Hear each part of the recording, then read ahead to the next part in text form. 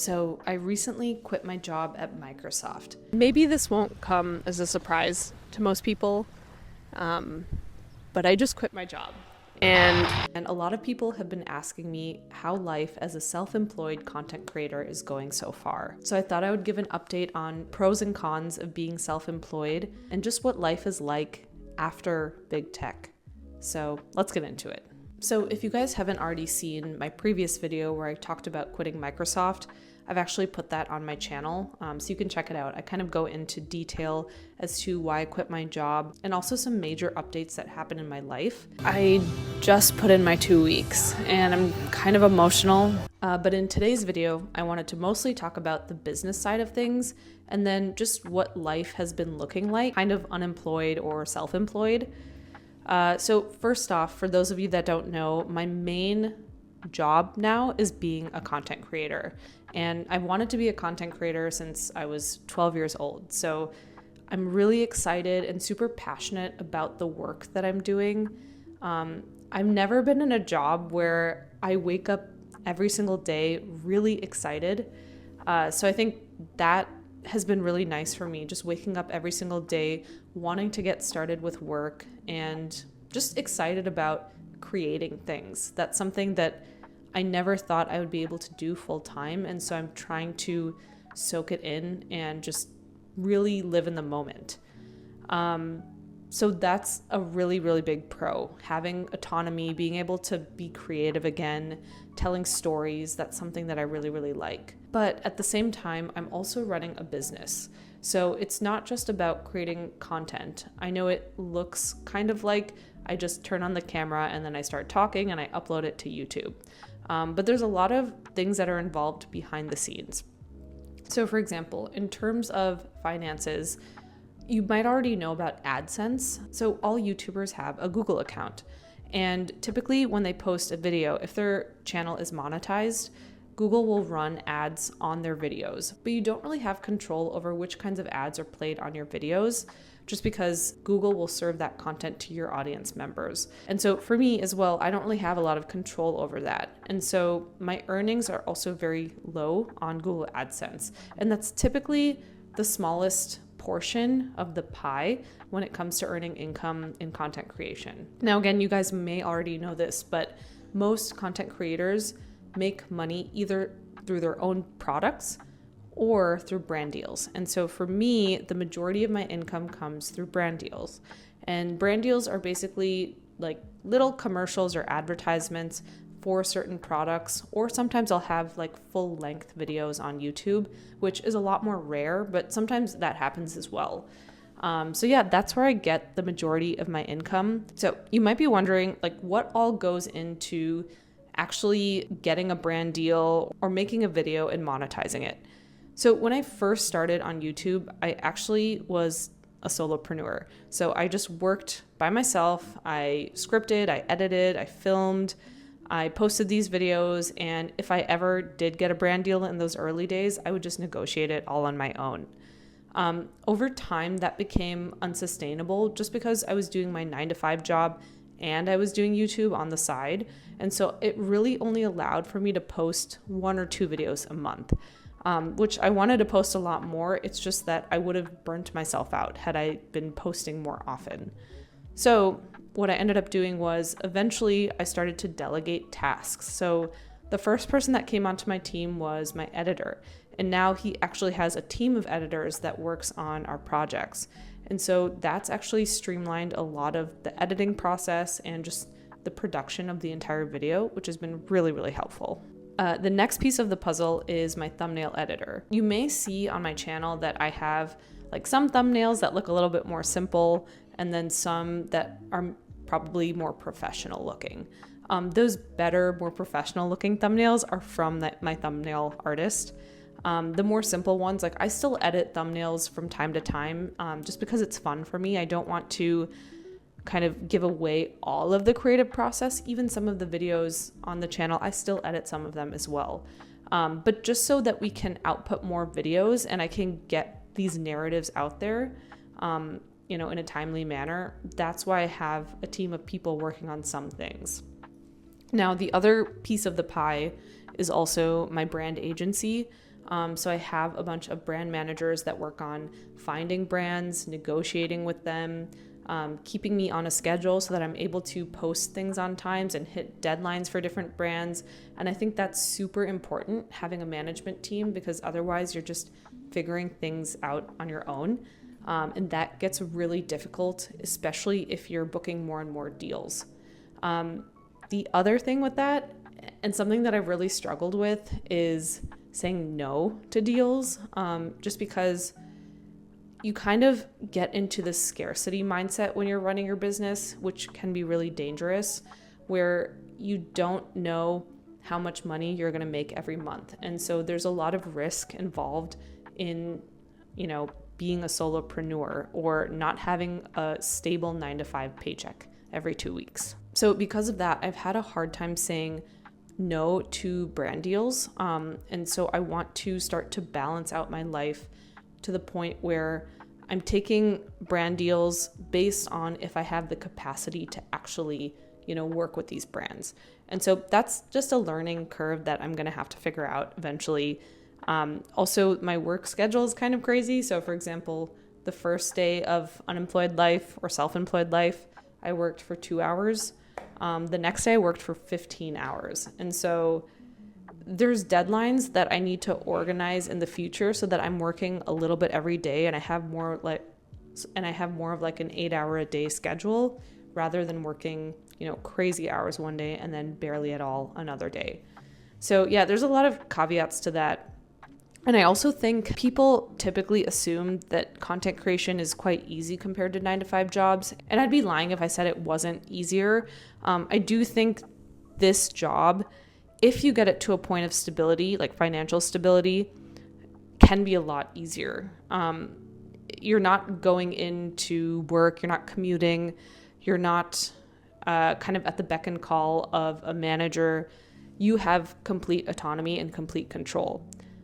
But on the flip side of that, when you have complete control, the business can either do really well or it can do really badly. At the end of the day, everything's on you. And so you're taking on a lot more risk as a business owner. And also a lot of these like simple videos that you see on people's YouTube channels, not just mine, there's actually a lot of thought that goes into understanding topics that your audience might like and then trying to execute on them and still make them very relatable. So there's a lot of thought and effort that go into both complex, like more edited and produced videos, or even just like more simple videos. And so like there's a lot of scripting involved, ideation. Like if you've ever heard people talk about how the thumbnail and title are sometimes more important than the video itself. That can be true, where if you don't get anyone to click on your video, there's no point in having a really good video. And so trying to understand like your audience's psyche or their motivation, and then on top of that, creating really good narratives and making good technical videos, that's not necessarily easy. But again, it's not maybe harder than other 9-to-5 jobs, but it is a job at the end of the day. It's not just like, turning on the camera and just talking to the camera and then posting it like this video. Some of these update videos are a little bit more like that. But yeah, so that's kind of like an update as to the actual content and what goes into the day-to-day. So now on top of all that, I'm of course running a business. And so I wrote down a few notes here.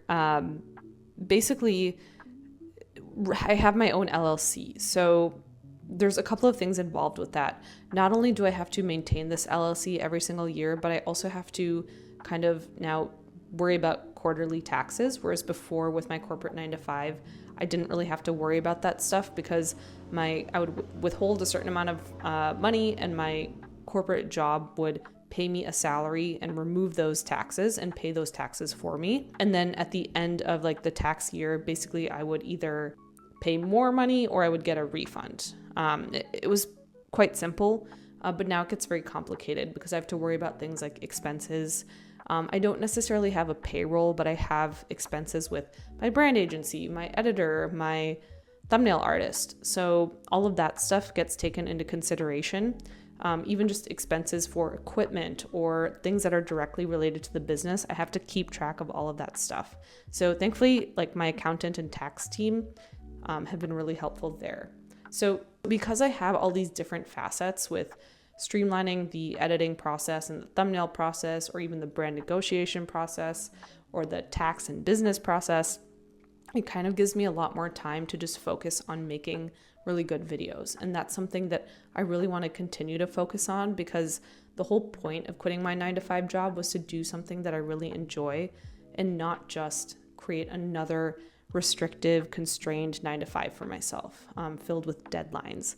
And so I was kind of struggling with that this month, just because I said yes to so many different projects. And don't get me wrong, I'm so grateful and I really love doing all of this. But I think pacing myself will be the key to longevity in this type of career. And also maybe just not getting too hung up on performance. The other problem with this industry, again, is like it's very performance results driven.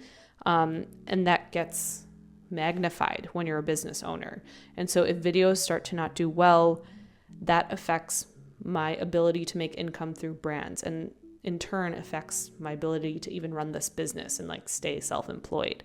And so that's something that I really have to come to terms with. Like, it's okay if a video doesn't perform sometimes. I just have to kind of, hey guys, sorry, my camera died. So I was just saying that if the video doesn't perform well, I kind of just have to start coming to terms with not taking it so personally, because I can get pretty upset if something doesn't perform accordingly. And so I need to just take time to analyze and like logically think through what could I have done better, or maybe just why isn't my audience interested in this type of content. And then it becomes a balance of making content that I like and making content that you guys want to see. And I want to make sure to balance that. So I'm staying true to myself and making things that I still really love. But then at the same time, it's not just a hobby, it's a job. So I need to also please you guys and make good videos for you guys too, which is why I do read the comments quite often to see like what people are looking for in terms of like genre of videos. But yeah, I think that's still a learning curve that I have to get through. But my main thing is that despite the risk and some of the anxieties that come with going full-time on your own, I'm really happy with this decision, because I didn't just quit without any sort of runway. Like, I made the decision to have some savings in case this business doesn't work out and like I make nothing. At least for a year, this will just count as a sabbatical so that I can take time to just get healthy and focus on myself, and not get bogged down in, corporate 9-to-5, just because I felt like I was kind of losing myself in that routine, and I was just kind of stuck in a rut. So I think this will give me a lot of time to just reflect and do things that I really enjoy. Like, I love playing tennis, so I want to play tennis almost every day. I want to start getting into yoga. I want to write. I used to write a lot as a kid. Yeah, I want to write a book and, dare I say, publish it. I don't know. There's just a lot of things that I wish as adults that we had more time to do, but sometimes life just gets in the way. And so I'm really grateful to be in a position where now I can take time for myself to focus on this channel and like really let my creativity thrive, and then also do some side hobbies or side projects just for the fun of it and not for productivity, because a lot of times, we can get stuck in this productivity cycle where we feel like whatever we're doing has to be to achieve a certain goal. And I want to get out of that rut. Like, I want to paint just to paint. Like, I'm a really bad painter and I just want to paint something and have it hanging there, and that's it. Like, no goal. I don't know. I think learning for the sake of learning, or being curious for the sake of curiosity, is an important thing that we lose. Like, all of us are very curious as children, I feel. We're all very playful. We all love to find the good in people, but I feel like as adults, we become cynical and we're kind of stuck in this survival mode. Yeah, so, and I don't want to sound insensitive because I know like the economy right now is really, really bad and it's really hard for some people to get jobs. And I bet you if I went out to go look for a job today, it would also be hard for me to find a job. Like you guys saw probably my job update series. So that's not to say that it's not valuable to have a job. I think being able to live and sustain yourself and make money and be financially comfortable is extremely important. But then I think after that, taking care of yourself, like your mind, your physical state, I could even argue that's more important. So yeah, I feel like I went on a tangent. Always with these update videos, I always go on a tangent and I don't always get to my point, but I think these videos are for that sort of thing, because like for my more polished, produced videos, I want to try to get this narrative, really clean and figured out so you guys kind of know the beginning, middle, and end of the video. But in this, it's kind of just like my thoughts vomited out in video form. So again, let me know in the comments if this is something that you want to continue watching. I quite enjoy just like talking to you guys and giving you an update on my life. I think it's very therapeutic. And if it's helpful or relatable in any way, I would like to just keep doing that. But I'm not going to do it if no one's watching it. So that's what I'm asking in the comments. Let me know if you guys are still curious to hear any life updates. But yeah, I think that's it for now. If there's anything I missed, I will let you guys know in the next video. All right, talk to you guys later.